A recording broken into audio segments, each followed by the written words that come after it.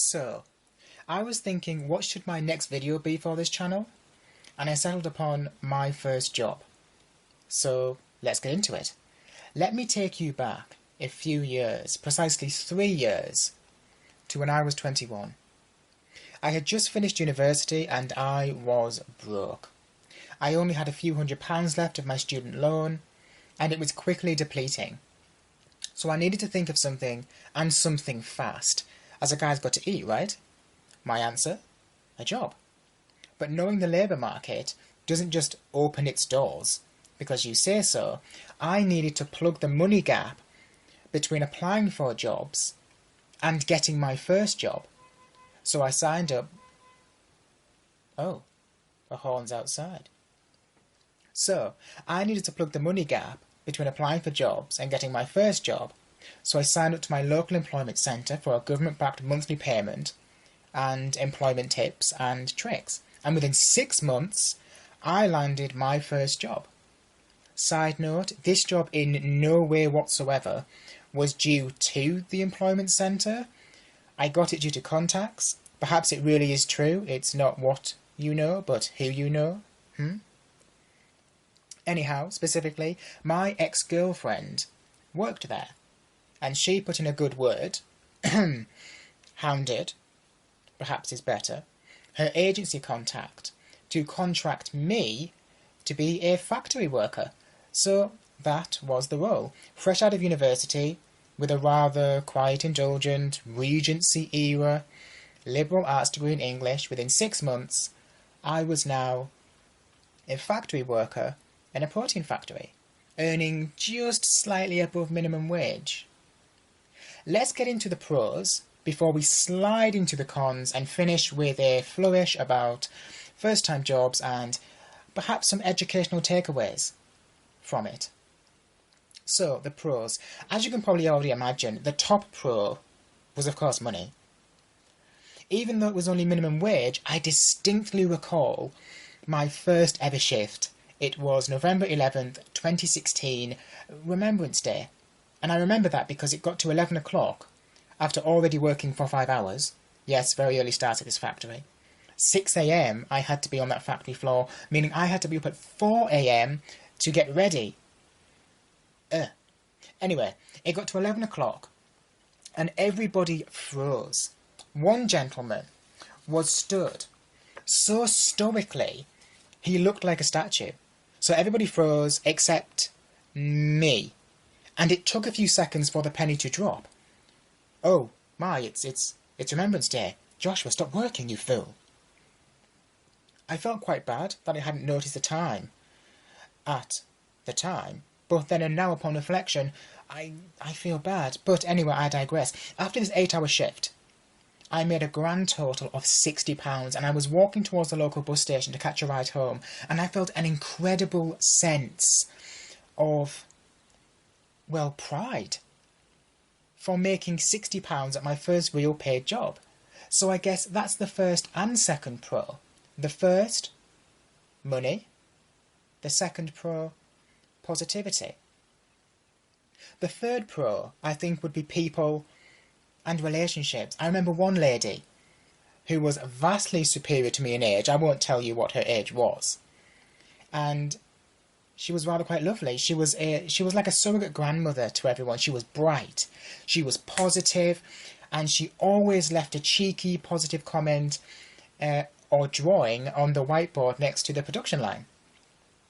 I also recall another gentleman that was pulling, if I recall correctly, 60 plus hours a week to provide for his children at Christmas time, and cycled 2 hours to the factory when his car broke down. If that is not commitment to his children, if that is not commitment to the job, I really don't know what is. My first line manager even made me a bacon sandwich at home that she brought in on one graveyard shift. Speaking of graveyard shifts, it was also nice to finish at 6 a.m. after an 8 or 12-hour shift, hit the golden arches, you know what I'm talking about, with the XGF when our shift patterns aligned, for a quick burger and coke, or in her case, chicken nug-nugs and council pop, water.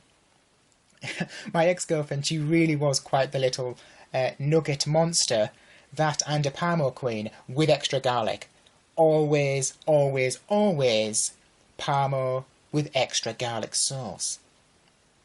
And lastly, there was also a sense of camaraderie in the factory, a sense of all of us factory workers, cleaners, weight room workers, forklift drivers, warehouse workers, line repair techs, and door workers. Speaking of door workers, I was rather quite the door worker. Is that how the guy does it on that TV show? Dough? Anyway, door worker, as I would routinely clang my helmet on the production line as I wasn't used to wearing one. Oops. I even shut down the entire production line once as my helmet knocked the big red stop button. Anyway, we're all working nose to the grindstone at this factory, no matter what our job is, for minimal pay. And that leads me into the first of the negatives. We were all working nose to the grindstone for minimal pay. So while there was a camaraderie from time to time, Secret Green Fizz, anyone? That stuff really got you wired and alert. Great for the 12-hour shifts. No idea what was in the Green Fizz, but I don't know, it just worked. I think it was protein. Anyway, there was also an incredible sense of negativity, foreshadowed by the putrid scent of sewage you'd have to walk through before you walked into the building. But anyhow, back to the negativity of co-workers not really wanting to be working there, that the job was a stopgap. The turnover rate for the production lines was huge. There was a running joke on the first production line that I was on, pouch line, that most people didn't last 6 months on it. And guess what? I didn't last 6 months on it. One co-worker I worked with was there 1 week and gone the next. The week before, he just walked out while on shift. Done, finished, over. There were multiple historic stories of people just walking out while on shift. Perhaps due to the working conditions. Loud, windowless, repetitive, tiring. Or sometimes I heard a rationale being used that people left because of the way in which they were spoken to, usually in a degrading manner. And I suppose since most people hated their life while working there, so they just had no energy to pretend to be nice. The second negative is that there was no promotional opportunities. I think the factory tried to address this by having a suggestion box whereby if your suggestion was picked, you'd win money. But while I was there, I never heard of anyone winning. To this day, I still have no idea why I was ultimately, fired. Yeah, fired. I just got the P45 in the mail, and that was it. No more job. The role was 0 hours, so the factory was able to do it with no available recourse on my part.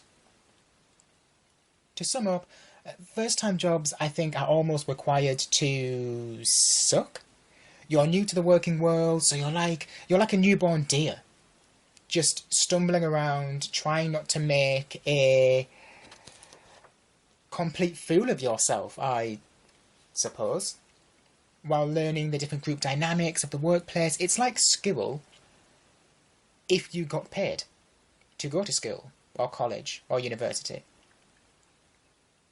Some of the biggest things I learned from my 6 months in the protein factory would be I am a grafter. I always accepted my shifts even when I didn't want to. However, that is also a negative, as I know I would never have quit that factory job upon my own volition.